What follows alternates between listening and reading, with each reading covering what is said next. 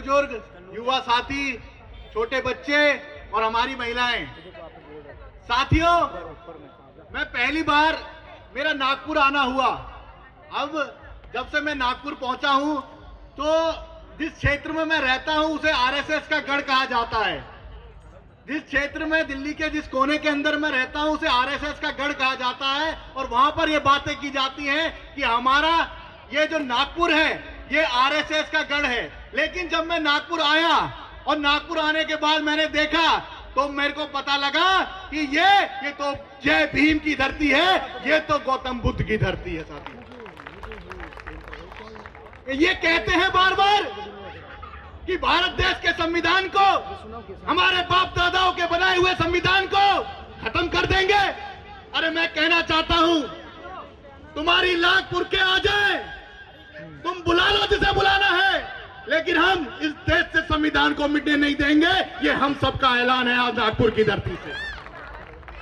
अरे ये lateral entry के थ्रू दलितों का आरक्षण खाना चाहते हैं, ये सब कैटेगरी के थ्रू दलितों को बांटना चाहते हैं, ये देश के अंदर दलितों पर उत्पीड़न कर कर ये साबित करना चाहते हैं कि दलित झुक जाएगा, कि दलित रुक जाएगा।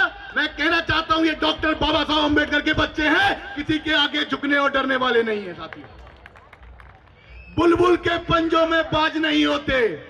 अरे बुलबुल के पंजों में बाज नहीं होते।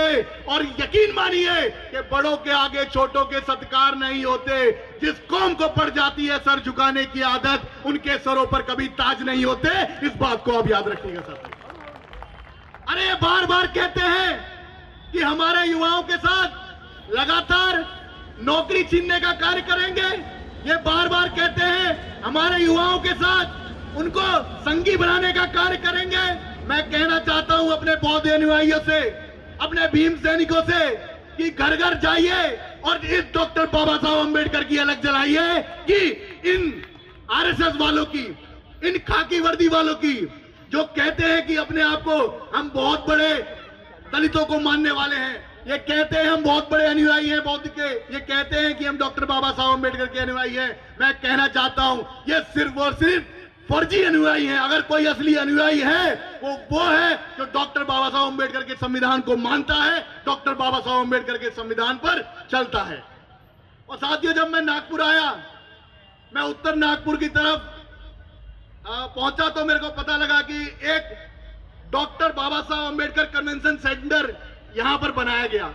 जब वो कन्वेंशन सेंटर को देख के मुझे लगा कि अगर कोई डॉक्टर बाबा साहब अंबेडकर का, मान्यवर काशीराम साहब का असली विचारों का कोई वारिस है तो आज की डेट में मुझे डॉक्टर नितिन रावत के रूप में वो दिखे कि उन्होंने डॉक्टर अंबेडकर कन्वेंशन सेंटर, और मैं आपको बताऊं एक बुद्ध विहार, हमारे यहाँ पे बहुत कम बुद्ध विहार थे, अगर उत्तर नागपुर में सबसे ज्यादा बुद्ध विहार बनाने का काम किया तो वो डॉक्टर नितिन रावत सर ने किया।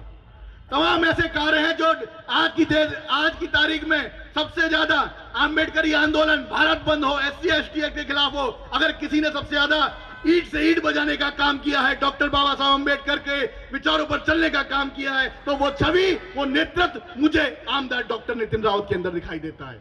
लोग कहते हैं कांग्रेस पार्टी से, लोग कहते हैं कि भारतीय जनता पार्टी के व्यक्ति दलित नेता। मैं कहता हूं अगर उसी व्यक्ति को आप आम्बेडकरी नेता मानिए जो डॉक्टर बाबा साहब अंबेडकर के विचारों पर चलकर आपके बच्चों को शिक्षा दे, आपके बच्चों को वो सीख दे जो कभी भी वो संघ के तरफ झांके ना। साथियों, इसी बात को खत्म करते हुए मैं यही कहूंगा कि जय जय जय जय जय भीम, डॉक्टर बाबा साहब अम्बेडकर,